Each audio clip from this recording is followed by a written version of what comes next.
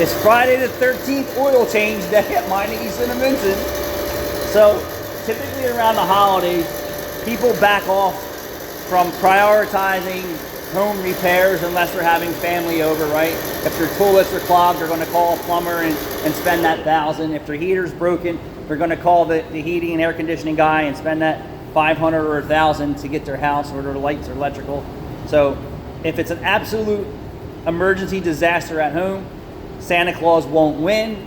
And when it comes to car repairs, at least in my neck of the woods, that would be, we're the lowest guy on the totem pole to get fed.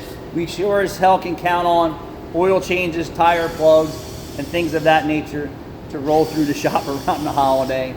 And I'm sure it's different in many parts of the world, but if any other shop guys are out there, they know what I'm talking about.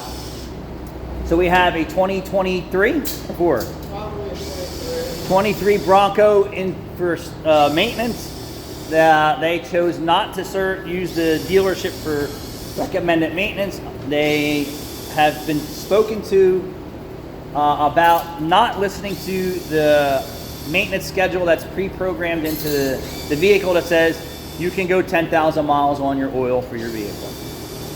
So this is their second oil change with us. And Jude says the sticker's written for 3,000 miles. They went 5,000 miles, so they're in the spectrum. I would still advise them to stay closer to the 3,000 than the 5,000. And we reset all the maintenance counters every time that we get in a vehicle. And if we didn't, customers would complain. That it says it has 50% oil life left. She already drove 5,000 miles on our oil, and the maintenance counter said she can go another 5,000 miles, which is 10,000 miles. Absolutely not. Do not do that to your car. Ford doesn't care if your engine doesn't last past the warranty period. And you're gonna bring the car in out of warranty. You're gonna say, well, why is my camshaft wiped out? And why is my engine full of sludge? Well, you didn't do your oil changes, regularly enough. Well, what do you mean? The maintenance counter said that I have 50% left at 5,000 miles. Or they went 10,000 miles and they went 12,000 miles. You see, we wrote the sticker for 3 and she still went. We wrote the sticker for 3, and it's human nature, and I don't know why.